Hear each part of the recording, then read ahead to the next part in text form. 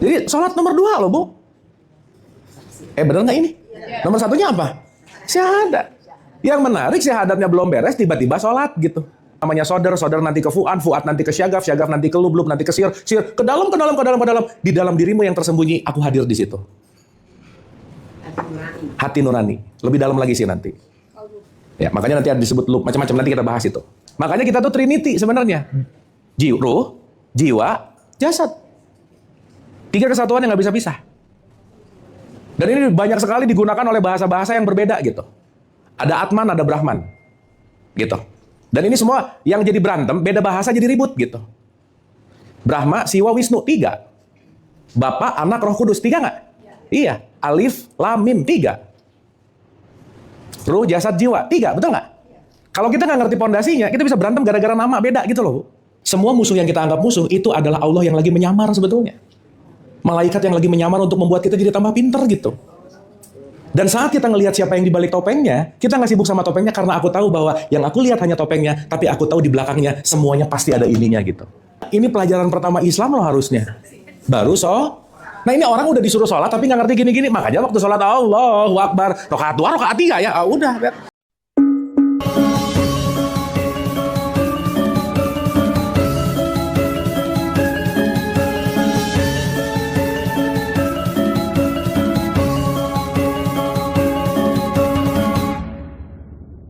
Ini kajian kita di kajian terakhir di tahun 2025. Jadi kita recap ya. Saya bulan depan sama 2 bulan berikutnya izin dulu Bu, mau hiatus dulu gitu.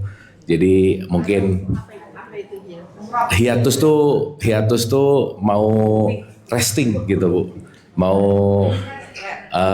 ya retret panjang gitu. Ngasih supaya keren aja padahal mau liburan aja sih ya.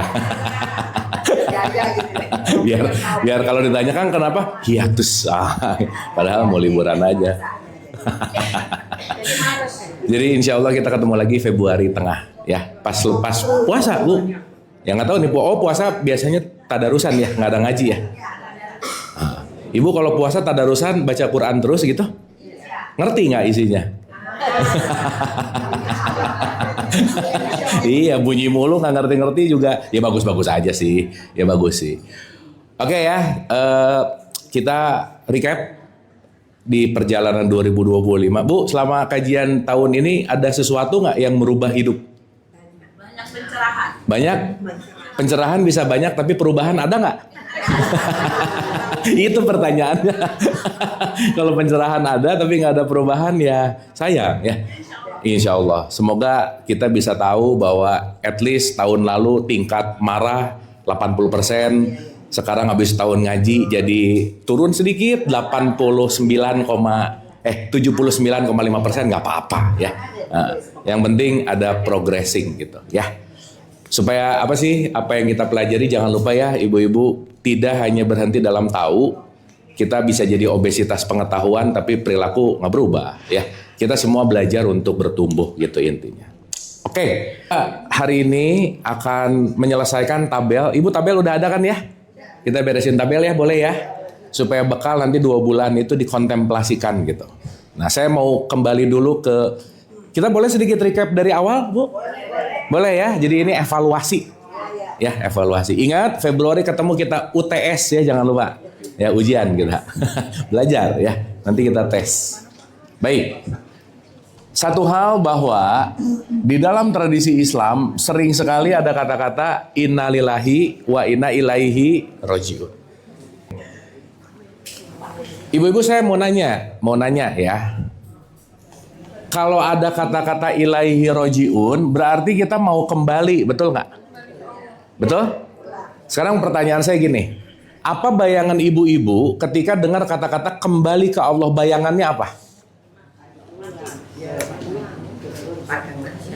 Ke surga, padang mahsyar gitu? Apalagi? Pertanggungjawaban. Ada lagi? Gini maksud saya. Kira-kira kapan waktu kita bisa kembali ke Allah? Kapan? Saya tanya dulu secara satuan waktu ya. When? Kan kalau kita tanya nomor 1 tuh kan ada why dulu, betul nggak? Why, where, when. Ini 3 aja dulu. Ada kata-kata kenapa, terus ada kata-kata where itu kemana, ada kata-kata when. Oke, sampai sini? Berarti pertanyaan saya adalah, kalau kita mau ilaihi rojiun, where dan when-nya perlu tahu nggak? Kemana dan kapannya perlu tahu nggak? Nggak bisa apa, Bu? Nggak bisa tahu? Gini. Saya lagi nanya kembali ke Allah atau lagi nanya mati barusan? Iya, yang kita nggak tahu tuh kapan mati, tapi kembali ke Allah kapanpun bisa nggak? Hah? Bisa dong. Kenapa? Why? Allah dekat sama kita. Iya, gimana kita nggak akan kembali karena Dia meliputi. Betul? Oke? Oke nggak ini? Oke, sip, mantap. Nah, berarti pertanyaannya, kalau kita bicara where dan when, saya ulang sedikit, Bu. Gimana mau pulang ke Allah kalau nggak tahu alamatnya? Ibu kalau nggak dikasih tahu alamat pengajian di sini, nyampe nggak ke sini? Enggak, berarti nyampe karena tahu alamat. Alamat Allah di mana? Sherlock ya. Hah? Ada di mana-mana dari sekitar kita. Oke, ulang ya. Ini catatan nggak dibaca-baca kayaknya ya. Kayaknya sih, ya nggak apa-apa lah. Ya, di surat 57 ayat 3 dan 4 ada kalimat gini. Huwal awal wal akhir. Dialah yang awal dan dialah yang akhir. Dialah yang zohir, dialah yang batin. Jadi awal akhir Allah, zohir batin juga Allah. Berarti zohir batin Allah juga nggak? Iya dong. Makanya Allah sifat nomor 1 apa, Bu? Sifat Allah yang nomor 1 apa? Oh, Maha Esa, itu mah Pancasila tuh. Ini suka beda-beda. Bukan, sifat Allah nomor 1 namanya wujud. Baru kidam, bako, muhalafatul lihawadisi kiamu binafsihi, dan seterusnya. Oke? Berarti nanti kita ngerti ada sebuah konteks yang namanya wujud gitu. Tapi Allah goib nggak? Iya, katanya wujud. Spiritual. Apa bedanya wujud dan goib? Wujud itu nyata, goib tidak kelihatan. Sesuatu yang ada belum tentu kelihatan. Goib itu bukan nggak ada, Bu, bukan. Goib itu artinya tersembunyi, hidden, gitu. Makanya kita nggak bisa melihat karena tersembunyi. Saya kalau nyumput di belakang papan tulis, sembunyi nggak? Goib nggak saya? Kan nyumput, ibu-ibu ceritanya nggak lihat. Goib tuh. Paham ya? Hidden gem. Hidden, bener. Paham ya?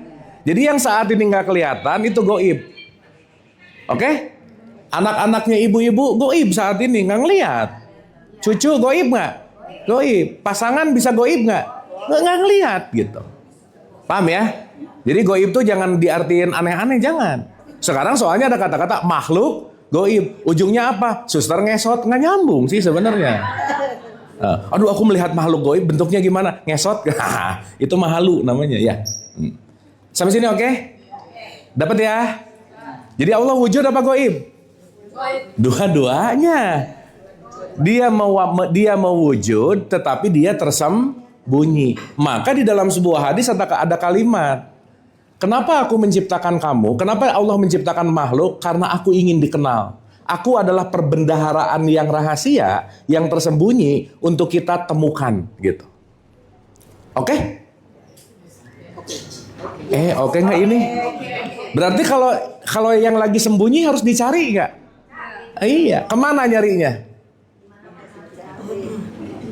Nah, di ayat 4-nya dikatakan, aku bersama kamu di mana saja kamu berada. Duh, indah banget kalimatnya, Bu. Aku bersama kamu di mana saja kamu berada. 1, spill alamatnya. Yang kedua, Di Al-Baqarah 186. Di situ ada kata-kata pertanyaan begini. Apabila hamba-hambaku bertanya tentang aku, jawablah aku adalah dekat. Oke? Berarti Allah dekat nggak? Berserta kita di mana aja nggak? Di 50 ayat 16 lebih dalam lagi. Aku lebih dekat kepadamu dari urat lehermu, urat nadimu. 50 ayat 16. Sampai sini oke? Oke? Berarti Allah itu tempat yang terdekat atau tempat yang terjauh? Berarti kalau mau nyari Allah ke tempat yang dekat atau ke tempat yang jauh? Jangan jauh-jauh, Bu. Nah sekarang saya tanya, siapa yang paling dekat dengan diri kita? Kalau mau nyari Allah berarti kemana? Nah yang terdekat dengan diri kita adalah diri Nah gitu. Maaf ya ibu-ibu ya, susah ketemu Allah kalau kerjaannya ngomongin orang mulu. Berarti mementingkan orang lain dong, benar nggak? Susah ketemu Allah kalau masalah orang sibuk, hektik, di luar terus. Kenapa? Karena hanya dirimulah gerbang utama untuk kamu bisa menemukan aku. Ini tuh portal loh, Bu. Gerbang nih. Kalau kita bisa membuka gerbang ini dan menuju kepada gerbang pintu yang paling dalam, makanya dalam satu statement dikatakan yang paling luar namanya Sodar, Sodar nanti ke Fuad, Fuad nanti ke Syagaf, Syagaf nanti ke Lub, Lub nanti ke Sir, Sir ke dalam. Di dalam dirimu yang tersembunyi, aku hadir di situ. Hati nurani. Lebih dalam lagi sih nanti. Ya, makanya nanti ada disebut Lub, macam-macam nanti kita bahas itu. Tapi yang penting tahu dulu proyeksinya mau kemana. Oke? Sip ya? Berarti diri ini, kalau dalam bahasa tasawuf Bu, tubuh fisik kita ini disebut Masjidil Haram. Apa Bu? Masjidil Haram itu artinya apa? Tempat sujud yang suci. Karena ini adalah wadah. Maka di dalam Masjidil Haram ada Baitullah. Di dalamnya ada Ka'bah gitu. Dan ini lagi nggak ngomongin Masjidil Haram yang di sana, Ka'bah, bukan. Tubuh kita ini, this is the temple of God gitu. Ini tuh kuilnya Tuhan, masjidnya Tuhan, tempat bersemayam gitu kira-kira. Berarti pertanyaannya mencari Allah ke tempat yang di sana atau ke tempat yang di sini? Yang di sana syariat, iya. Padahal Masjidil Haram yang sejati itu ya ini.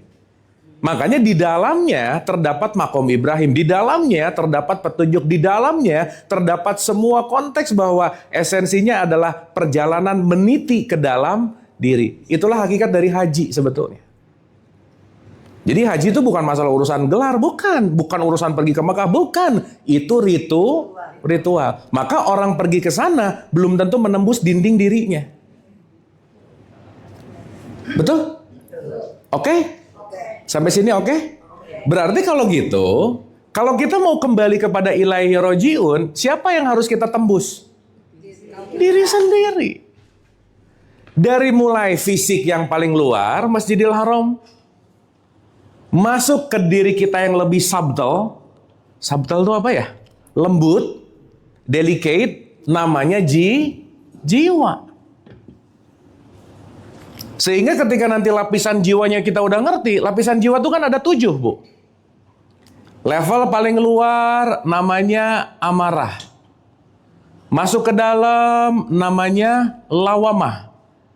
Masuk ke dalam namanya mulhamah. Masuk ke dalam namanya mutmainah. Masuk ke dalam namanya rodiyah, mardiyah, kamilah. Ada 7 lapis nggak kira-kira? Maka kita tawaf disuruh 7 keliling gitu. Oke? Bu, saya mau nanya, tawaf itu mengikuti jarum jam atau melawan jarum jam? Kenapa? Diem gini. Lah kan orang muter-muter, Robana, Atina, gitu nggak kira-kira? Tapi nggak pernah tahu why-nya, nggak pernah tahu where-nya, when-nya, who-nya, dan seterusnya lah gitu.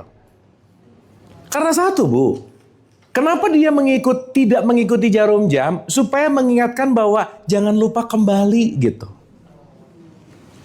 Itu namanya turn back time. Kembalilah kepada dirimu seapa adanya. Sebelum kamu dikasih filter lah. Betul? Sebelum kamu dikasih identitas lah. Sebelum kamu dikasih gelar lah. Sebelum kamu dikasih merek lah. Itu semua diri palsumu gitu kira-kira. Ah, ibu-ibu psikologi kan paham pasti ya. Ada diri yang palsu, ada diri yang sejati. Makanya Gustav Jung tuh selalu bilang, hati-hati terhadap your fake self gitu. Betul Bu? Ah, ibu-ibu kayaknya waktu kuliah bolos deh bahas ini ya. Oh pacaran ya. Iya, ini tipikal pacaran sih memang ya, tipikal party lah gitu. Nggak apa-apa sih ya. Sampai sini oke Bu? Paham ya? Paham ya? Berarti ada tubuh paling luar namanya biological self. Tubuh biologis. Fisik. Nah waktu kuliah itu belajar psychological self. Oh ternyata ada yang lebih dalam nih. Bukan hanya fisik, tetapi ada bagian yang lebih dalam.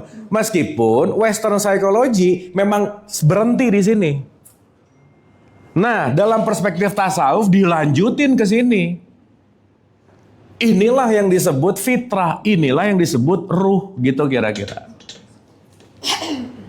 Jadi rata-rata psikologi itu ada di sini nih jembatannya, nggak nyampe ke situ gitu. Tapi kalau dalam perspektif tasawuf, enggak, kamu bukan hanya jiwa kok. Tapi kamu isinya adalah percikannya. Bedanya jiwa sama ruh apa? Bedanya jiwa sama ruh? Oke, kita bahas sebentar lagi. Tapi sampai sini oke dulu nggak? Sampai sini oke dulu? Paham ya? Makanya kita tuh Trinity sebenarnya. Ruh, jiwa, jasad. 3 kesatuan yang nggak bisa pisah. Dan ini banyak sekali digunakan oleh bahasa-bahasa yang berbeda gitu. Ada Atman, ada Brahman. Gitu. Dan ini semua yang jadi berantem, beda bahasa jadi ribut gitu. Brahma, Siwa, Wisnu, 3. Bapa, Anak, Roh Kudus, 3 nggak? Iya. Alif, Lam, Mim, 3. Ruh, jasad, jiwa, 3, betul nggak? Kalau kita nggak ngerti pondasinya, kita bisa berantem gara-gara nama beda gitu loh. Yang satu ngomong cai, yang satu ngomong water. No, that's water. Ente, iya cai misalnya. Ini orang Sunda kalau ketemu orang Inggris berantem gitu. Padahal barangnya itu juga nggak? Nih, bentar lagi Desember. Udah. Ribut diulang-ulang udah 25 tahun kali. Pertanyaannya selalu sama. Boleh nggak sih ngucapin selamat Natal? Bosan banget nanyanya gitu mulu. Bener nggak Bu? Iyalah. Padahal Natal sama Milad apa bedanya? Lahir sama lahir. Betul nggak? Jadi supaya rada aman kalau mau mengucapkan nanti agak-agak ada sentuhan-sentuhan barokallahu fi umrik Yesus gitu. Supaya rada-rada kelihatan ada Arab-Arabnya gitu. Kan kalau ada Arab-Arabnya lumayan ya gitu, jadi nggak berantem. Padahal itu juga kan. Paham ya? Yang lucu, sejak kapan kata punya agama coba Bu? Bener nggak? Oh kalau Natal tuh Kristen banget. Kalau Milad Islam banget, betul nggak? Kalau lahir Indonesia banget, aneh. Padahal tiga-tiganya esensinya sama. Tapi kalau yang belum nyampe susah sih memang Bu, nggak apa-apa. Ya, ini kita bahas yang udah nyampe aja sih gitu. Kalau belum nyampe memang pusing sih gitu. Nah, jadi karena topik kita hari ini adalah bagaimana jiwa itu menghening. Pokoknya rumusnya cuma satu aja Bu. Ibu pernah dengar nih, di antara 3 ini, si diri yang terlihat saya sebut syariat supaya gampang. Syariat. Yang tidak terlihat kita sebut hakikat. Pertanyaan, kalau dalam perspektif ini, bobot paling besar syariatnya atau hakikatnya? Hakikatnya jelas 99%. Karena syariat itu cuma satu Maka waktu kita ngelihat orang yang lebih banyak kelihatan secara langsung syariatnya atau hakikatnya? Syariatnya, tetapi bobotnya lebih banyak mana? Itulah kenapa Bu, jangan menilai. Hakikat perilaku. We know nothing tentang siapa yang kita lihat, gak tahu. Kita cuma tahu dari potongan Instagram, potongan berita, udahlah. Tapi kita nggak benar-benar tahu 99%-nya tuh apa. Jadi Bu, maaf ya, salah satu kesulitan orang ilaihi rojiun, kenapa? Terlalu banyak menilai. Menilai orang lain. Makanya di dalam tradisi Islam, nomor 1 langsung suruh menilai nggak? Enggak, nomor 1 disuruh bersaksi, bukan menilai. Jadi sholat nomor 2 loh Bu. Bener nggak ini? Nomor 1-nya apa? Syahadat. Yang menarik syahadatnya belum beres, tiba-tiba sholat gitu. Bersaksi nggak ngerti, tiba-tiba ini, tapi nggak apa-apa juga sih. Tapi maksud saya, kalau kita sekarang berbicara dalam konteks ini, gak bisa lepas dari jasad, jiwa, dan ruh. Gak bisa lepas dari biological self, psychological self, dan spiritual self. Berarti banyak aku di dalam aku gak? Iya, makanya Jung bilang arketipe manusia tuh banyak gitu. Disebut persona. Gak usah ngomongin ke dalam lah. Ibu-ibu kalau ke undangan dandan gak? Dandan. Pulang ke rumah dilepas gak? Iya, ke undangan pakai kebaya, topengnya kebaya. Ke rumah pulang pakai daster, gitu nggak kira-kira? Iya. Sobek-sobek pula. Abis gitu ngaku lagi, nggak apa-apa sih. Emang yang paling enak sih gitu. Katanya, saya juga belum pernah pakai daster, Bu, belum pernah. Katanya ini juga info-info gitu. Paham nggak? Berarti ada aku yang lagi di undangan, betul? Ada aku yang lagi di rumah. Ada aku yang lagi di kantor. Ada aku yang sedang menjadi ada aku yang lagi di arisan ini, ada aku yang lagi di arisan itu. Banyak aku nggak? Banyak. Dengan topeng-topeng. Nah yang bahaya, kita nyaman dengan topeng tertentu, nggak mau dilepasin gitu. Kan persona itu sejarahnya Bu, dari teater pada saat itu ada pertunjukan teater yang semuanya pakai masking, makanya disebut persona. Sekarang saya tanya Bu, maaf ya. Orang yang pakai topeng Hanoman, dia akan memerankan Hanoman nggak? Iya, tapi dia Hanoman bukan? Nah, gitu maksud saya. Berarti ada topeng, ada isi. Betul? Sekarang saya tanya, begitu kita ngelihat jasad, ini topengnya atau isinya? Begitu ngelihat jasad, tampilan, topengnya atau isinya? Kita perlu sadar siapa di balik topeng. Perilaku. Maaf ya Bu, Islam tuh tidak terletak di sini loh. Maaf banget. Bukan berarti orang yang pakai kerudung ditutup semua Islam banget, belum tentu. Secara fikih jasad yes, tapi 99%-nya belum tentu Islami gitu kira-kira. Paham ya? Oke sampai sini? Oke nggak nih? Bu, supaya lebih paham, saya boleh sedikit dongeng dulu nggak? Dikit aja. Sekali-kali kita ngedongeng boleh Bu ya? Oh banyak juga boleh. Atau kalau banyak mah ngedongeng terus namanya ya. Ibu-ibu paling senang didongengin, paling males diajak mikir sih memang ya. Tapi nggak apa-apa.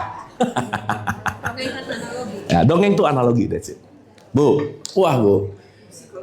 Ini saya ngambil dongeng dari kisahnya Rumi, Bu. Wah, Ibu tahu Rumi ya?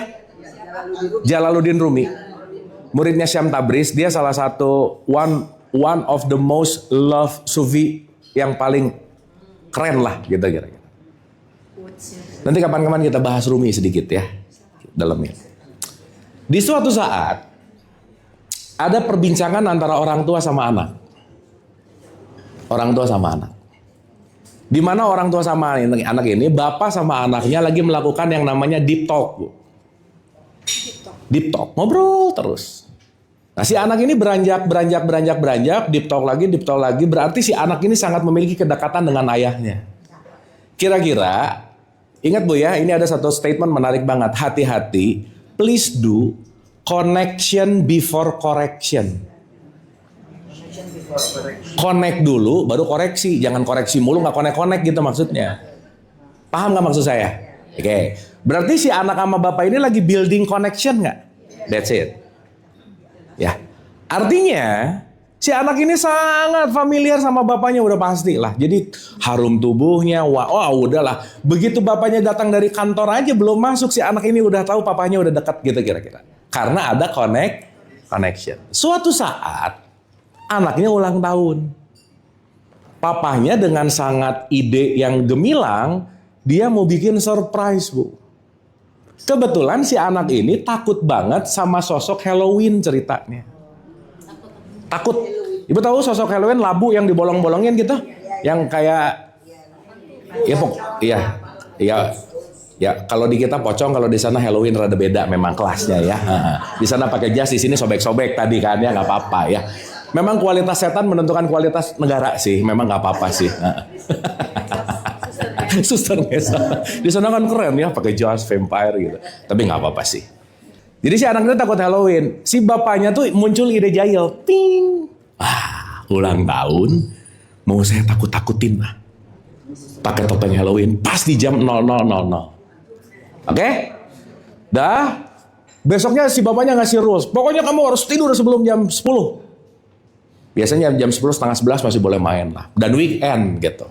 Bete sih, ya udah bapaknya nurut gitu ini. Dah. Begitu jam 12, Bu. Teng, dibikinin suara serem. Pokoknya dibikinin karena kenapa? Ayahnya ingin sekali membuat impresi. Surprise. Begitu buka, si bapaknya pakai topeng hantu gitu. Ke anaknya, happy birthday gitu. Harapan ayahnya apa coba, Bu? Ketakutan, jerit-jerit gitu kan. Begitu happy birthday, si anak ini senyum, thank you daddy katanya. Nah ini rada di luar rencana. Kok nggak takut sih gitu? Wah, rencana saya gagal nih. Bu, yang surprise bapaknya. Gatot. Di breakfast paginya dibahas. My dear love, tadi malam tuh papa mau nakut-nakutin kamu. Rencananya supaya kamu ketakutan, habis ketakutan nanti papa mau peluk, papa kasih hadiah, kan itu lebih dramatis. Jawaban si anak apa coba? Ayah, bagaimana aku bisa takut? Ketika aku tahu siapa yang dibalik topengmu, topeng apapun yang kamu pakai, tapi aku tahu dibalik topengnya siapa, aku gak akan pernah takut, katanya. Keren gak, Bu? Jadi sekarang kalau mau ada topeng yang nyebelin, topeng yang gak enakin, kita tahu dibaliknya adalah kasih sayang Tuhan yang sama. Betul gak? Terkadang kita tertipu oleh topeng, tapi kita lupa siapa dibalik topengnya. Disitulah kalimat Al-Baqarah 115 mengatakan, kemana saja kamu menghadap, kamu hanya melihat Allah sebetulnya. Cuman dengan topeng-topeng yang berbeda. End conversationnya pelukan, dan akhirnya dia ngerti bahwa connection itu gak bisa mengalahkan apapun gitu. Nah koneksi itu dalam tradisi Islam namanya sholat. Jadi mau yang datang keburukan, topeng. Jangan lupa ya, Bu, semua musuh yang kita anggap musuh itu adalah Allah yang lagi menyamar sebetulnya. Malaikat yang lagi menyamar untuk membuat kita jadi tambah pinter gitu. Dan saat kita ngelihat siapa yang dibalik topengnya, kita nggak sibuk sama topengnya karena aku tahu bahwa yang aku lihat hanya topengnya, tapi aku tahu di belakangnya semuanya pasti ada ininya gitu. Oke, Bu? Dapat ya? Jadi sekarang, kenapa syahadat itu penting? Syahadat? Karena syahadat adalah cara kita untuk menembus topeng untuk melihat isinya. Itu namanya syahadat. Karena syahadat itu bersaksi. Sholat itu terhubung. Maka dirikanlah sholat untuk mengingat aku. Berarti kalau orang sholatnya benar, setiap yang dia lihat topengnya atau akunya. Nah, itu namanya sholat. tadi syarat itu penting. Gini. Ibu kalau maaf nih. Proyeksi ketakutan datang dari jiwa nggak? Iya dong. Kalau bukan dari jiwa, dari mana lagi? Kenapa? Karena jiwa, pikiran memberikan makna. Betul? Memberikan apa, Bu? Kalau kita memberikan makna kepada sesuatu, maka sesuatu itu sesuai dengan makna yang kita simpan. Betul nggak? Ibu-ibu sekarang pakai kacamata hijau semuanya, ngelihat semua warna jadi apa? Karena tampilan makna hijau terlihat pada semuanya. Oke? Jadi kalau ibu khawatir, semua jadi khawatir. Kalau ibu sedih, semua jadi sedih. Betul nggak? Karena si jiwa ini selalu menempelkan makna. Sekarang saya tanya, begitu ngelihat sesuatu, otomatis memaknai nggak? Iya. Saat kita otomatis memaknai, berarti kita sedang tidak menyaksikan. Tapi menilai juga kan? Menilai. Justru saat kita memaknai dan memberikan nilai kepada sesuatu, kita kehilangan seapa adanya. Oke nggak ini? Kehilangan manusiawi. Gimana, Bu? Oh pasti, kalau manusiawi mah pasti. Tapi maksud saya, contoh. Ulang sedikit lagi ya. Dikit lagi. Supaya nanti kita ngerti makna bersaksi itu apa. Ibu dengar saya ngomong, kata demi kata langsung dimaknai nggak? Yes. Sekarang saya tanya, pemaknaan itu tergantung dari kualitas jiwanya nggak? Maka omongannya sama, tapi artinya beda-beda. Betul nggak? Ada penilaian nggak di situ? Nah, saat kita pengen bebas dari kurungan jiwa yang menderita, lepaskan pemaknaan dan penilaiannya. Karena saat kita ngelihat, ini orang jelek banget, jelek tuh kata kita. Bener nggak? Sebenarnya dia jelek atau enggak? Netral. Berarti kita menilai dengan preferensi kita nggak? Dengan taste-nya kita nggak? Berarti kalau kita menggunakan itu terus, yang dilempar keluar, kita sibuk di wilayah jiwa dan kita susah untuk seapa adanya. Paham nggak nih? Oke? Berarti bersaksi perlu nggak? Maksud saya, begitu segala sesuatu terjadi, jangan terlalu langsung cepat dimaknai, coba saksikan dulu. Kenapa?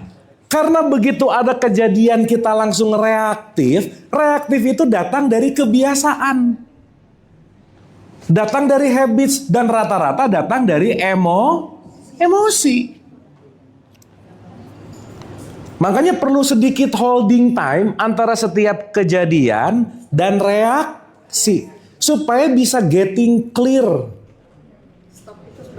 Stop itu bersaksi. Boleh kita contoh, Bu? Boleh? Oke, sekarang menilai dulu. Apa sekarang? Ini apa, Bu? Spidol. Warna biru. Ya, biru boleh lah. Supaya rada banyak. Nih. Ini apa, Bu? Sip. Itu menilai atau bersaksi? Oke, menilai, kan memberikan penilaian. Sekarang saya tanya, Ibu tahu ini tisu dari mana? Dikasih tahu. Berarti ini dinamakan tisu karena gara-gara kita sepakat. Betul? Jadi ini kebenaran tentang tisu atau kesepakatan tentang tisu? Oh, mantap. Mantap. Kalau kita sepakat bareng-bareng, kita ganti namanya jadi gelas, boleh nggak? Kita ini aja di sini, ibu-ibu sepakat yuk. Ini lucu-lucuan aja. Ini kita jadi namanya gelas, boleh nggak? Boleh. Jadi kalau saya tanya ini apa, Bu? Mantap. Yang orang baru datang pasti ngomong ini pada gini semuanya. Benar? Berarti mereka nggak tahu kesepakatan, langsung tar dulu. Jangan-jangan ada kesepakatan yang kita nggak tahu. Jangan marah dulu. Paham nggak ini? Oke. Jadi ini apa, Bu? Gelas.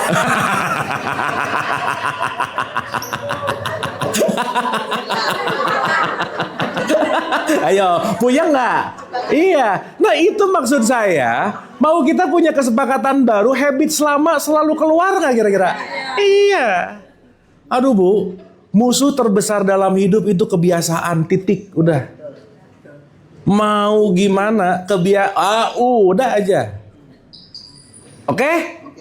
Sip? Lagi. Kita kembali ke kesepakatan umum. Deal. Makanya tahu dulu kesepakatannya gimana gitu. Jadi kalau ada apa-apa jangan rusuh. Kamu salah. Tar. Ini gimana? Cok cerita dulu. Ini gini. Nah, saat kita gimana bahasanya ya? Pause moment antara kejadian sama reaksi, itu kita lagi mencerna. Gini aja lah ibu-ibu, saya mau nanya. Ibu-ibu ini termasuk golongan orang yang sering ngomong dulu baru mikir atau mikir dulu baru ngomong? Yang mana? Nah gitu. Benar, udah. Dua-duanya. Kita kembali ke kesepakatan awal, umum. Ini ini itu lagi memberikan nilai nggak? Iya. Sekarang ibu bersaksi ya? Berarti kalau bersaksi ngapain? Menyaksikan. Apa Bu? Siap. Ini apa Bu? Kan disuruh menyaksikan. Ulang. Enggak, dengerin dulu. Susah ya Bu ya? Enggak apa-apa sih, udah. Daripada nggak dilatih, aduh takut jatuh lagi ya. Tapi ini ibu tahu ini gelas, ini tisu gitu ya? Dah. Ya tahu lah ya. Nah, sekarang ulang Bu. Kalau ibu tadi menilai, proses menilai adalah dimulai, nih lihat Bu. Ibu sebenarnya ngelihat tisu nggak? Enggak, cahaya yang dipantulkan. Nggak ngelihat ini enggak. Jadi gini, nih ya, mekanismenya. Cahaya dipantulkan kepada benda padat, maka benda padat itu jadi memiliki penglihatan. Jadi kita bisa melihat wujud. Padahal cahaya ada di mana-mana nggak? Ya, ibu bisa ngelihat tisu karena ada padatan yang menghalangi cahaya. Paham nggak? Maka kenapa kita dikasih jasad coba? Biar kelihatan. Maka sesuatu yang materi adalah penyetop cahaya, maka dia jadi wujud. Tapi esensi dasarnya bukan wujudnya, tapi cahaya. Ini kalau ruangan gelap gulita, ibu mau digini-giniin, gak akan kelihatan tisu. Paham? Nah, orang yang agak tidak terlalu kontemplatif, dia sibuk sama tisunya, lupa sama cahayanya. Dia sibuk sama menilainya, lupa sama sumbernya. Disitulah ada kata-kata mengingat aku. Nah, ini agak dirasa Bu ya kalimatnya nih. Saya kasih contoh Bu. Punten pisan, mohon maaf. Mata ini adalah instrumen lihat. Betul? Piano, instrumen musik. Kalau nggak ada yang mainin, piano nyala nggak? Berarti semua instrumen ini harus ada yang memainkan nggak? Itu namanya jiwa. Maka mata adalah instrumen lihat, jiwa adalah daya lihat. Berarti instrumen ini tergantung jiwanya nggak? Ibu-ibu kalau di dalam jiwanya banyak kekesalan, ngelihat apa semua ngeselin kok. Yang salah matanya atau jiwanya? Enggak, ininya nggak pernah terjadi sesuatu karena ini hanyalah instrumen. Berarti sekarang saya tanya, kalau yang dilihat pengen jadi nggak kesel, ngebenerin yang dilihat atau jiwanya? Mantap. Pulang Bu, lulus semua beres ya.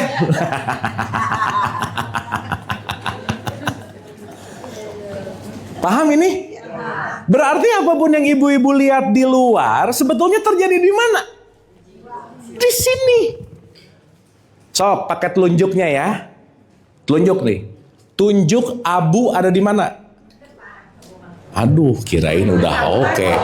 Pulang lagi, udah belum lulus, pulang lagi. Enggak tuh Bu, saya semua hadir di dalam karena yang di sini hanyalah refleksinya. Ibu ngeplay saya tuh di dalam. Betul nggak? Karena yang ibu lihat hanyalah refleksi, tapi semua it's happening within. Sampai sini oke? Berarti saat ngelihat itu jelek, itu baik, itu oke, itu enggak. Bukan urusan di sana. Urusan di sini. Maka Gustav yang bilang, seseorang yang tidak menyamankan kamu, membuat kamu lebih mengerti siapa diri kamu. Berarti kenyamanannya ada di sini, bukan di situ. Oke nggak ini? Iya. Paham ya? Bisa dimengerti? Tapi karena pengen shortcut, pengen nyaman kembali, berharap dia yang berubah. Kamu berubah dong, kamu tuh nyebelin. Mau seneng faktor luar. Mau seneng faktor luar. Bu, sekarang saya tanya, bisa nggak ngerubah orang lain? Udah Bu, udah cukup contohnya, udah jangan diulangi lagi Bu. Capek loh. Mau bahagia faktor dalam yang benar itu. Betul. Jadi mending ngerubah dia atau memperluas jiwa. Itu yang diajarkan oleh Islam disebut mutmainah. Ya udah, gimana meluaskan jiwa? Satu, memaafkan. Bu maaf ya, ini kalau ngomongin tentang ilahi rojiun. Bu suka ada yang doa gini, matikanlah dalam keadaan husnul khotimah. Gitu? Iya, tapi di atasnya ada tanda bintang, syarat dan ketentuan berlaku.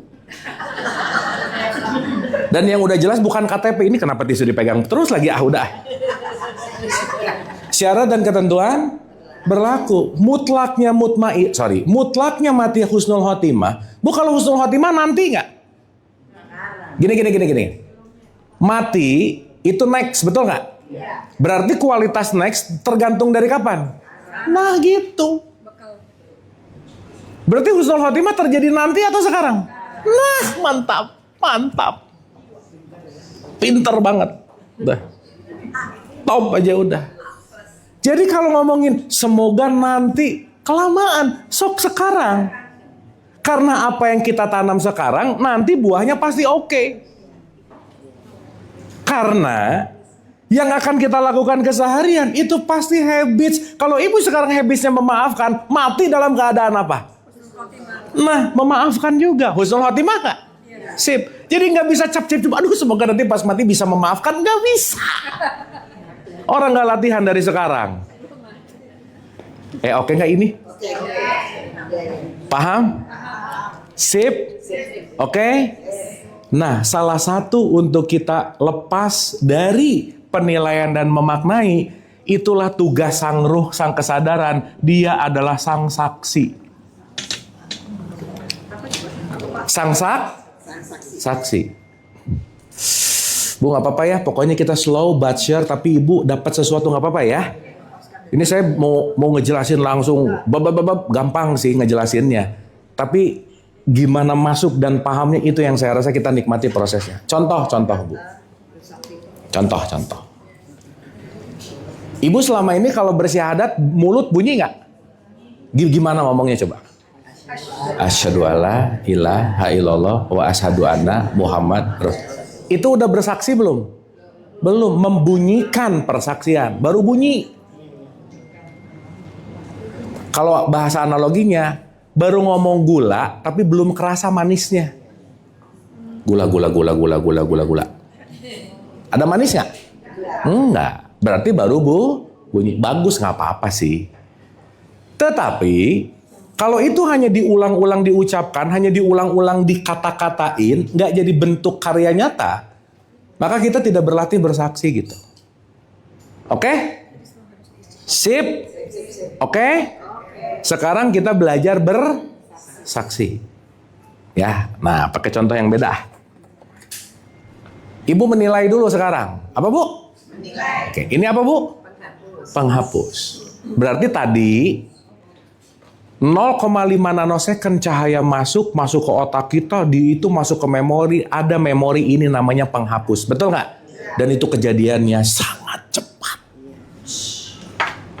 penghapus. Jelek. Bagus. Nyebelin. Gitu nggak, Bu? Cepat banget nggak? Merasa itu nggak? Oh, enggak merasa, enggak. Oh, merasa.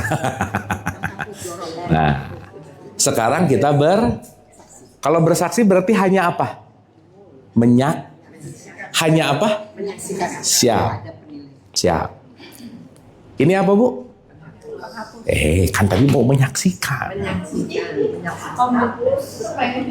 Ulang. Ini apa, Bu?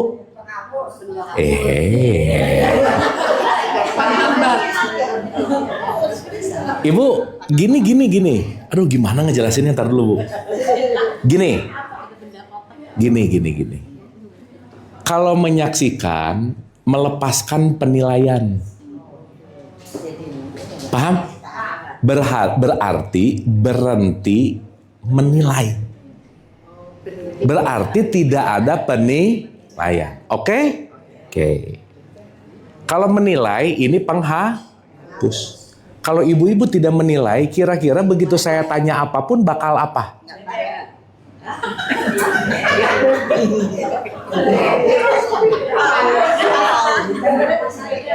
Ya nggak tahu, boleh sih. Gini. Ulang ya, Bu ya. Ulang. Aduh, Bu, nanti pas abis ngerti ini, ya, semua berat beban kurang banyak aja. Iya, sok nanti Ibu rasain. Karena, Bu, maaf ya, Bu kalau mikir gratis nggak?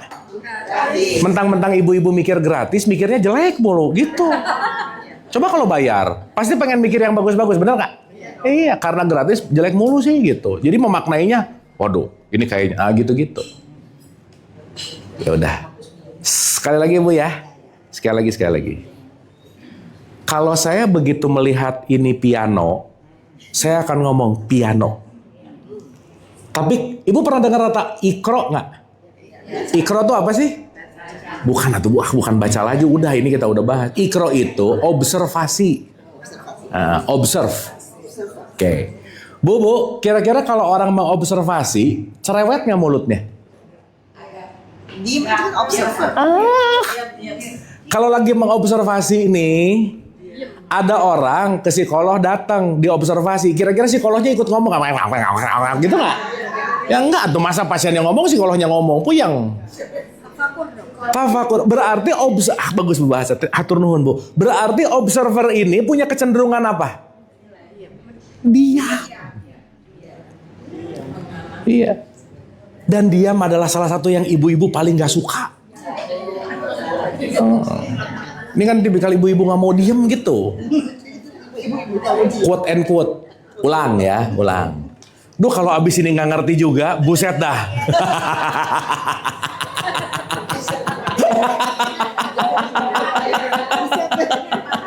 Ya, ulang.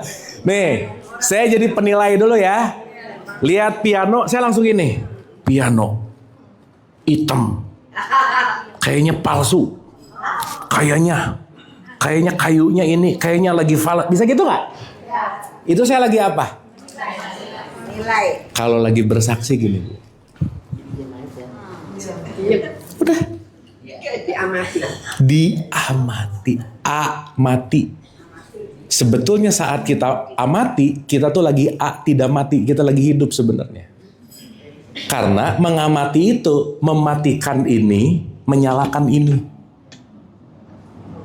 Paham, Bu? Oke. Siap ya? Berarti kalau saya tanya dengan bersaksi, ini apa, Bu? Iya. Besok coba Ibu belajar diam. Ini apa? Diam. Ini apa? Ya nggak usah juga, nggak usah sih, udah. Ya bener ya, terbukti susah diam, bener nggak, Bu? Susah loh. Bener nggak, Bu? Bu, ini mah udah gamblang banget, Bu ya. Pokoknya kalau saya nanya apa-apa, Ibu apa, Bu? Diam. Cicing, Bu, cicing, diam. Siap ya? Ini apa, Bu?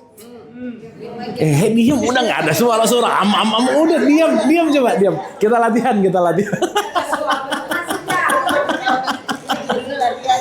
Nah, Bu, kebayang nggak? Ini baru role play ngomongin ini nih, udah menggejolak. Disuruh diam susah, pengennya, gitu nggak kira-kira? It's in your blood, Bu. Bawaan, benar nggak? Maka bawaannya selalu mau Makanya Bu, kalau kita nggak pernah berhenti dari menilai, nggak akan ada yang namanya pelepasan penderitaan. Menderita terus pasti. Paham Bu? Oke? Makanya kita dikasih waktu sok 5 kali sehari, jangan nilai apa-apa. Nanti ada komennya, Allahu Akbar. Oke, saatnya aku melepas dari semua nilai. Allahu Akbar. Lepas. Aduh Bu, saat kita melepaskan nilai, disitulah terhubung dengan Tuhan sebenarnya. Non-judgment. Ngelihat putih, saksikan. Ngelihat hitam, saksikan. Ngelihat jelek, saksikan. Kenapa? Hitam, putih, jelek, semuanya dualitas yang kita maknai. Paham Bu? Oke? Nah, nanti Ibu latihan. Kalau lagi ke mall, ada tas baru misalnya. Lihat dulu aja, diam dulu, jangan main masuk gitu. Oh, emang nggak punya duit sih. Nanti ada orang, Ibu udah bersaksi ya? Bukan, lagi nggak punya duit aja sih.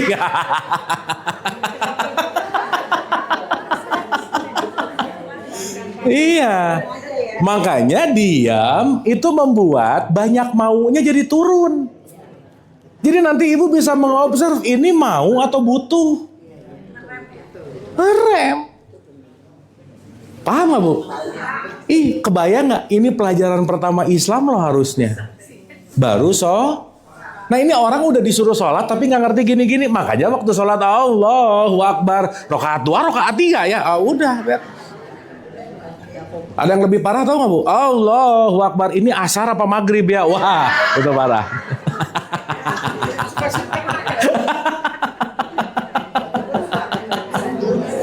Paham Bu? Oke? PR 2 bulan nih ya. 2 bulan nih PR. Nah, sampai Februari. Bu, tadi begitu saya nanya gatal banget pengen ngomong penghapus gak? Nah, itu setan namanya. Iya. Yang mengajak kita untuk menilai yang itu menjadi sebuah habits gitu. Oke Bu? Jadi kalau dikasih lihat penghapus tadi, kita observe. Iya. Jadi yang keluarnya apa dong? Hening. Oh begitu. Iya. Kan ini mah contoh ya. Sekarang kalau di perilaku atau di kejadian, contoh Bu. Ibu ngelihat 1 meter, 10 meter, 100 meter, 1 kilo, beda nggak? Ya, ngelihat dari 500 meter. Wah, gila kurang ajar. Maaf ya. Ini orang kelihatan lagi gini. Misal, maaf ya. Padahal kita nggak ngelihat sebelahnya gini. Bisa langsung ngamuk nggak? Nah, makanya bahasa Quran, look and look again. Lihat lagi sekali lagi. Lihat lagi sekali lagi. Jangan-jangan kamu salah lihat. Sekarang saya tanya, udah salah lihat, marah duluan, rugi nggak? Rugi. Makanya kenapa bersaksi? Paham Bu? Ibu tahu istilah fotogenik? Fotogenik itu kalau di foto bagus. Betul? Ada orang yang tipikal jauh genik, dari jauh bagus, dari dekat biasa aja. Keren ya, ternyata jauh genik pas dekat. Ini kan tipikal, kalau bahasa anak-anak saya dulu, tipikal cewek wahyu. Iya, dari jauh wah, dari dekat iu, gitu.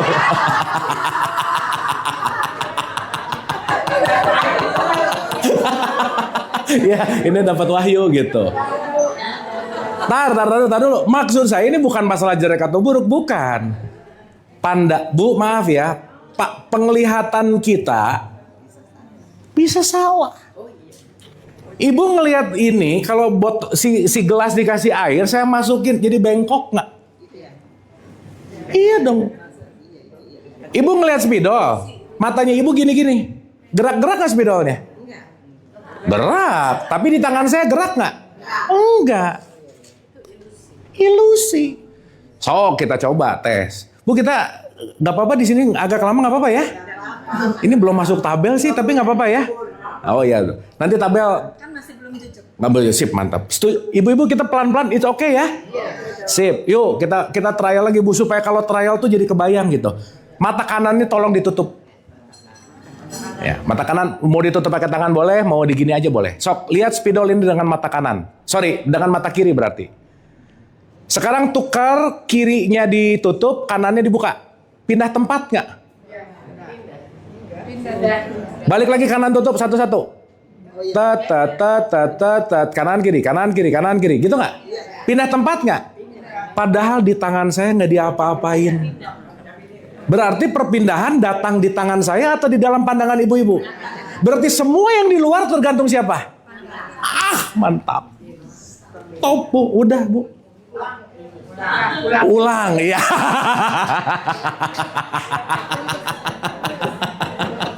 Ya ulang.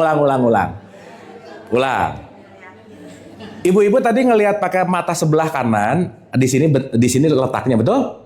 Kiri pindah nggak? Pasti pindah Bu, pasti. Nah, dua-duanya ngelihat centering. Berarti setelah satu mata ditutup, spidolnya bisa pindah-pindah. Padahal tangan saya nggak ngapa-ngapain. Betul? Berarti terjadi perpindahan di tangan saya atau di matanya ibu-ibu? Di pandangannya ibu-ibu. Berarti segala bentuk apapun yang terjadi di luar, bukan apa yang di luar, tapi apa yang di dalam. Oke? Sip. Jadi mending ngeberesin yang di luar, mending ngeberesin yang di dalam. Makanya Bu, udahlah, nggak usah terlalu banyak ngasih nasihat misalnya. Nggak usah wahyu.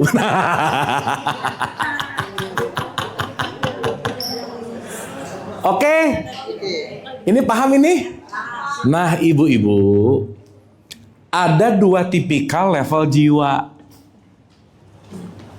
Tipikal rendah namanya setan. Tipikal tinggi namanya malaikat. Ingat ya Bu, ibu dengar setan tuh jangan langsung aneh-aneh. Setan itu kualitas rendah, itu namanya setan. Low quality soul. Maka malaikat itu artinya potensi. Bu ingat ya, kita ini bukan makhluk jadi, tapi makhluk potensi yang bisa jadi apa aja sesuai dengan potensi. Oke sampai sini? Maka kita mau ada di level bawah atau di level atas, itu tergantung kualitas jiwanya ibu-ibu. Bu, setiap insan Tuhan kasih potensi masing-masing. Karena bumi raya ini, semesta lah ya, tapi bumi aja yang gampang lah. Ini adalah panggung sandiwaranya Allah. Kalau ini panggung sandiwaranya Allah, berarti Allah perlu aktor aktrisnya nggak? Nah gitu. Kita semua. Makanya ibu-ibu nomor 1, jangan pernah berhenti bersyukur karena kita dilahirkan. Itu nomor 1. Yang ngantri jadi aktor aktris tuh banyak banget Bu. Tapi nggak lolos audisi. Makanya dibuang. Bener. Kita ini berarti yang lulus nggak? Syukur. Itu nomor 1. Jadi yang agak-agak gimana gitu ya, yang ngantrinya banyak, ada orang yang udah hidupnya pengen cepet-cepet mati. Aneh sih sebenarnya. Karena nanti kalau kita ngerti runtutan Bu, untuk dapat tubuh manusia, aduh, susah banget. Ini tuh dapat tubuh ini nih, kalau mau pakai perspektif ini ya, ini nggak mudah, perlu panjang. Sampai akhir kita dikasih ini, ya ampun, ini adalah long achievement. 1, di situ kalimat Ar-Rahman mengatakan, nikmat Tuhan kamu mana yang kamu dustakan. Kamu udah dikasih kendaraan terbaik gitu. Oke? Paham ya? Nah, sekarang pertanyaannya kembali ke sini. Kalau ini panggung sandiwaranya Tuhan, berarti kita pemeran semua ini unik dan otentik nggak? Pasti Bu. Jadi ibu-ibu kalau pengen lebih happy dari sebelumnya, please jangan curi casting orang lain. Udah aja cukup. Biarin dia jadi gitu karena castingnya dia begitu. Karena hari ini orang yang sulit ilaihi rojiun adalah orang yang selalu memaksakan ingin seperti orang lain. Jadi membandingkan nggak? Ujungnya depresi. Karena depresi terjadi salah satunya adalah sering membandingkan. Paham Bu? Gimana mau dibandingin orang kita tuh nggak apple to apple. Startnya, lingkungan, knowledge, pendidikan, semua nggak ada yang sama Bu. Kalau startnya bareng, finishnya bareng, baru boleh perlombaan. Maka hidup di dalam perspektif ini bukan lomba, bukan bukan pengen menang dari segala, bukan kompetisi. Tapi life is all about kolaborasi. Makanya less competition, more collaboration. Kan gitu. Oke Bu? Sip. Berarti masing-masing kita punya potensi nggak? Nah, kita akan ngerti potensi kalau ada di level dari 0, 200 ke atas. Jadi Bu, misal, ya sekarang kita mulai buka tabel nih. Pelan-pelan ya. Ibu lihat di tabel bawah deh. Perpindahan antara force dan power. Ada Bu? Ya, ibu-ibu perhatiin dan tolong dirasain ya. Oke. Ibu-ibu nanti pas kita libur 2 bulan, ini dilihat-lihat lagi aja. Diingat-ingat. Ya, dilihat aja. Ya maksud saya dipelajari gitu ya. Diamati. Lihat Bu. Ada skala 200 ke bawah dan 200 ke atas. Jadi kalau 200 itu 1, 2, 3, 4, 5, 6, 7, 8. Level ke-9 dari bawah ada kata berani. Betul Bu? Oke. Berani itu level di tengah-tengah antara batas setan dan malaikat. Jadi kalau di sini saya pakai kata bahasa force, force itu adalah menekan, tertekan. Kalau power jadi memiliki tenaga atau memiliki kekuatan. Nah makanya Bu, di level reptilians, maaf ya, ini disebut orang atau nanti disebut fase binatang namanya. Ingat Bu, kita ini hayawan natikun. Hewan yang bisa berpikir. Perbedaan kita sama hewan karena kita bisa mikir. Sip. Jadi kalau lagi nggak mikir, lagi jadi apa? Gitu. Kalau lagi nggak mikir, urusannya cuma ada 3. Makan, minum, reproduksi. Udah aja. Iya. Makan, minum, reproduksi. Makan, minum, reproduksi. Itulah adalah basic dari hewaniah kita. Makanya Quran bukan menyindir sih ya. Quran mengingatkan, kamu udah dikasih pendengaran, kamu udah dikasih penglihatan, kamu udah dikasih hati, kok nggak dipakai? Apa bedanya sama hewan ternak? Ada di Quran. Di surat 7, 179. Nanti ibu baca di rumah ya.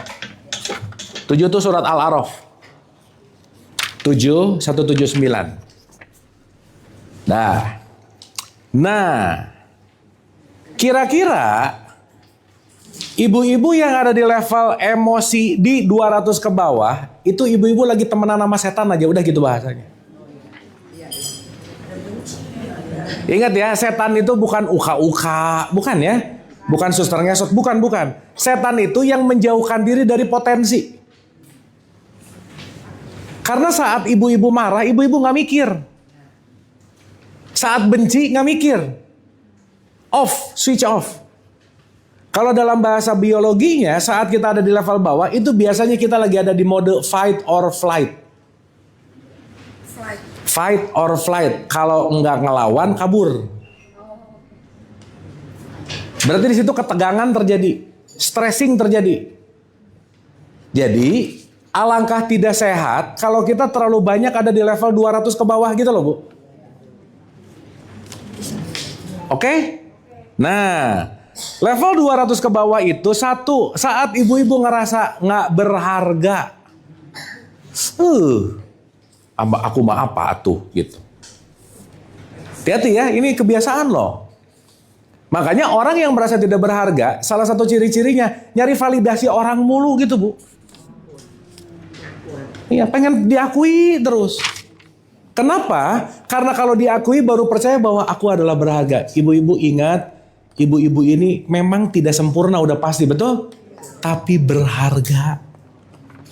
You are so precious. Karena ibu-ibu nggak ada duanya. Kalau ada dua, chaos. Iya, untung satu. Benar nggak? Iya, kita nggak ada duanya aja pokoknya. Sip? Oke. Yang kedua, ibu apa sih? Ingat gak waktu ngomongin William James tuh ngomong gini. Kan kalau William James tuh bapak psikologinya barat lah. Ya. William James tuh ngomong gini. Hal yang paling mudah dilakukan oleh semua manusia adalah menyalahkan. Bu, menyalahkan gampang gak? Tapi dampaknya jiwanya di level rendah. Stop blaming. Orang yang menyalahkan artinya apa? Tidak mau mengambil tanggung jawab. Semakin tanggung jawabnya nggak diambil, semakin nggak menyelesaikan masalah, semakin kita nggak menghadapi untuk menuju kepada solusi gitu. Nanti jadi nanti udahlah. Pura-pura nggak ada, pura-pura oke. Nah, itu fight or flight di situ. Fight or flight itu gini, Bu, bahasa gampangnya. Ibu-ibu kalau lagi tegang, lagi di level bawah tadi, darah itu cuman mengalir ke tangan sama ke kaki paling banyak. Jadi kalau ketemu singa di hutan, urusannya lawan atau kabur. Tapi mending kabur sih, Bu, nggak usah dilawan ya. Ibu tahu ilmu meditasi ya? Awas, hati-hati jangan salah menempatkan. Mentang-mentang dia meditasinya sering, begitu ketemu singa, meditasi. Jangan dimakan, mending kabur gitu. Jangan mentang-mentang Islami banget, dikit-dikit sholat, begitu ada singa, sholat dulu, Allahu Akbar. Jangan, mending kabur dulu gitu. Paham maksud saya? Jadi fight or flight, fase adalah kalau nggak saya ngelawan, saya kabur. Nah, fase fight or flight itu stresnya tingkat tinggi. Kenapa? Kortisol lagi banyak. Tegang badannya. Jadi ibu kalau sering tegang badan, kaku-kaku, nah hati-hati. Jangan-jangan fight or flight-nya banyak banget. Berarti orang yang fight or flight kebanyakan menolak kenyataan. Pengennya itu. Oke? Sip? Oke. Naik satu level lagi. Putus asa. Aduh, Bu, please nih. Kita ya kalau umat religius tuh punya Allah lah. Bu, semua orang bisa percaya Allah, tapi kalau kan pertanyaan ada 3 misalnya. Nomor 1, percaya Allah nggak? Percaya. Ini belum ke pertanyaan nomor 2, 1,5. Seberapa percaya? Kenapa kalau kamu percaya 100% misalkan, kalau kamu khawatir besok lapar misalnya? Kenapa kalau kamu percaya 100%? Kenapa kamu khawatir ini. Gitu nggak, Bu? Berarti orang bisa percaya, tapi seberapa percayanya yang perlu dipertanyakan. Oke, Bu? Sip ya? Katanya percaya Allah, tapi ke orang yang nyebelin didoain jelek misalnya. Ya Allah, ngingetin aja ini orang nyebelin. Kalau bisa kasih azab deh ya Allah gitu. Oke, Bu ya? Jadi hati-hati dengan level putus asa. Naik satu level itu adalah menyesali. Sedih banget. Terutama ini terjadi ketika orang-orang yang kita sayang tuh meninggal. Bu, ditinggalkan orang yang kita sayang sedih, tapi please kasih waktu sedihnya mau berapa lama. Saya pernah datang ke 1000 hari malah, Bu. Enggak, Deng. Memperingati 10 tahun. Meninggalnya ada salah satu ibu gitu ya, suaminya. Begitu 10 tahun, masih ini suami saya meninggal. Berapa lama, Bu? 10 tahun. Artinya, kesedihannya tidak diregulasi. Gak ikhlas. Padahal mati pasti gak, Bu? Artinya kalau ibu-ibu sedih, silahkan sedih, tapi kasih waktu. Oh iya, gini, Bu. Memaafkan dan melupakan 2 hal yang berbeda. Karena memaafkan bukan melupakan, bukan. Menerima itu bukan melupakan, bukan. Tapi kalau orang sudah memaafkan, dia akan mengingat tanpa emosi rendah. Contoh. Ibu pernah sebel sama orang nggak? Sampai benci banget, pernah nggak? Oh, udah sering pasti lagi ya. Ibu pro banget deh pokoknya ya. Profesional pembenci gitu ya. Pembenci profesional. Oh, langsung mau muntah, Bu ya. Wah, ibu pro banget berarti. Begitu ngelihat, bu, gitu ya, gara-gara. Ada-ada aja, bu. Masa sampai mau muntah, bu? Emang lagi mabok darat? Gini, kalau kita marah, di jiwa ada luka, cetek, luka, gak enak, dan kerasanya fisikal, bu, sampai bisa sesek, gitu nggak kira-kira? Makanya bu, sehat jiwa itu sehat raga. Lepaskan. Iya, jangan harap raganya sehat kalau jiwanya kemerungsung. Nggak bisa bu, karena ini interconnected nanti. Contoh, kalau memaafkan bukan melupakan, bukan bu, tapi udah ingat ngelihat lagi ininya udah nggak ada getaran-getaran. Kalau masih ada getaran, Kalau masih ada getaran berarti belum dimaafkan. Dan nggak apa-apa, karena nggak bisa instan. Ingat ya bu ya, kalau waktu kita ngelihat orang benci, itu tragedi nggak? Tragedi. Makanya rumusnya, tragedi ditambah waktu sama dengan komedi bu. Semua akan jadi komedi pada akhirnya. Kalau ibu udah ketemu orang nyebelin terus ngomong, ih kamu tuh dulu nyebelin banget ya, iya kamu juga. Nah udah top aja udah. Berarti udah lepas nggak kira-kira? Bagaimana dengan tragedi yang benar-benar sangat atau pembunuhan yang tidak bisa dimaafkan? Iya berarti kan belum dilepasin. Ya walaupun sudah berpuluh tahun Iya. masih. Mau kasusnya pembunuhan, mau kasusnya pemerkosaan, tugas PR besar kita adalah letting go, nggak ada lagi. Ya bisa disebutkan gitu, tapi susah. Susah pasti. Makanya perlu Bu ingat ya, pernah dengar kata gini nggak? Time will heal. Benar? Itu hoax, bu, bohong. Kalau time will heal, bukan hoax deh. Gini. Bukan hanya waktu yang menyembuhkan, tapi waktu plus latihan.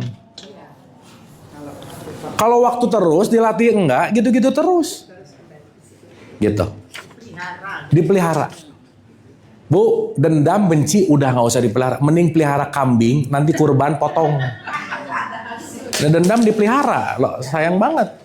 Peristiwa B30S gitu. Iya. Iya, punten ibu.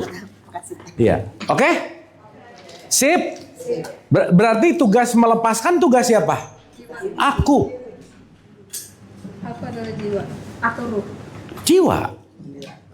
Gini bu, gini. Jasad itu tubuh. TV. Itu jasad. Jiwa itu aplikasinya. Ibu nonton Netflix ya? Pernah? Tahu Netflix ya? Atau TikTok, tahu TikTok? TikTok aplikasi bukan? Ibu kalau mau di handphone pengen TikTokan harus download TikTok nggak? Berarti handphonenya itu jasad, TikToknya itu jiwa.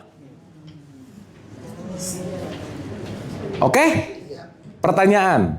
Berarti ibu-ibu kalau mau TikTokan, hal-hal nih, dengerin baik-baik pertanyaannya. Hal yang paling krusial, paling penting, itu kira-kira handphonenya atau TikToknya? Bukan baterai, bu. Kalau nggak ada baterai nggak bisa.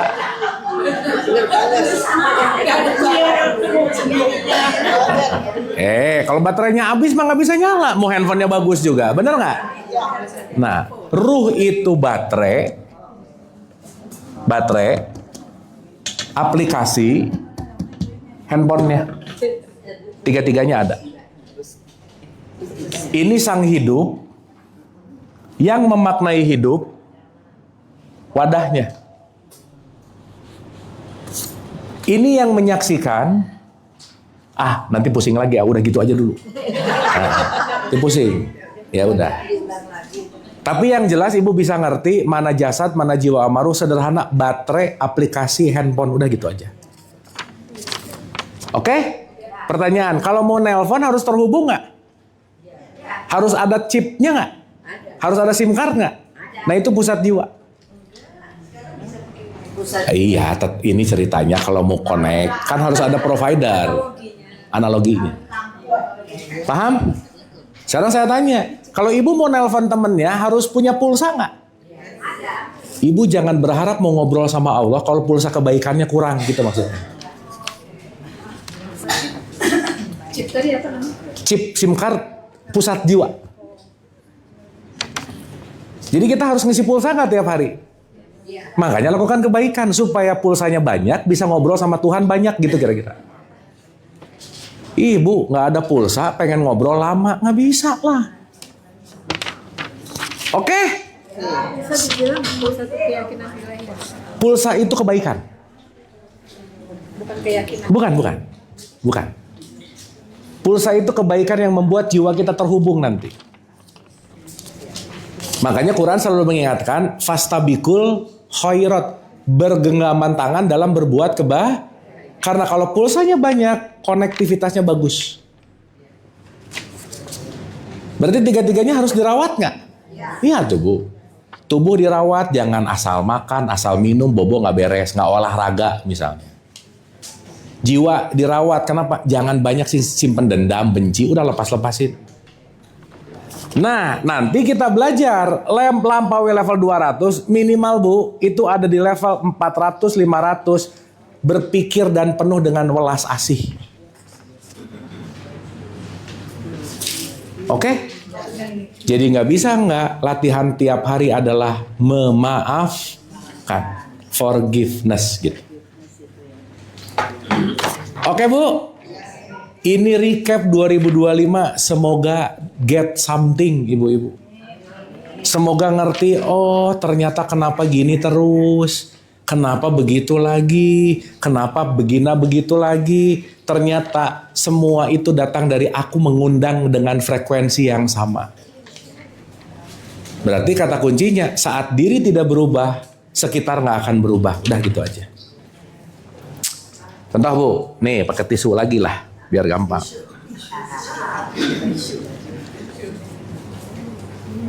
Ini analogi terakhir untuk kita renungkan. Kita tuh selalu ada di center Bu. Oke? Di ujung sini pasangan.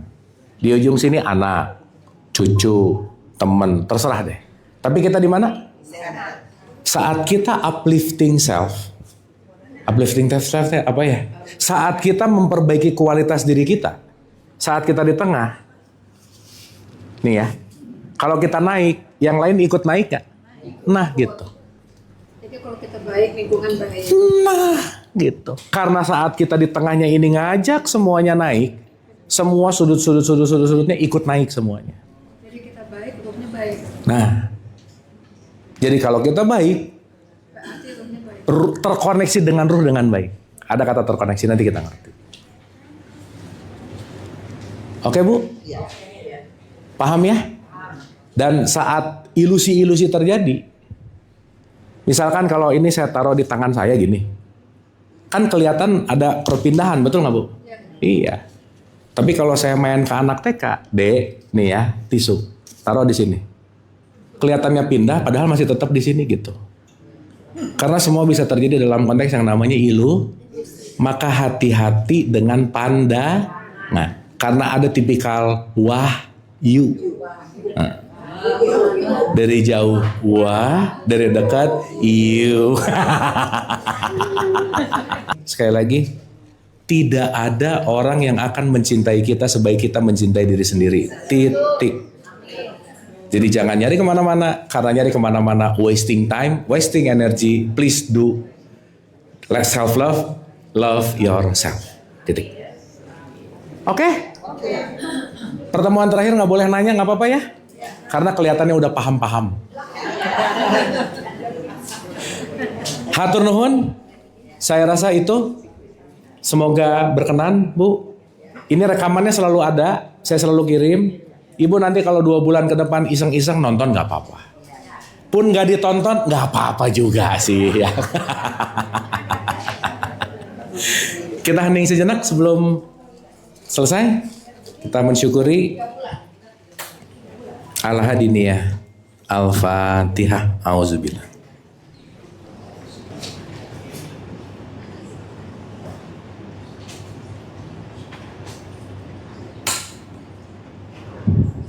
Allahumma rabbik firli wali walidayya warhamhuma kama rabbayani shaghira.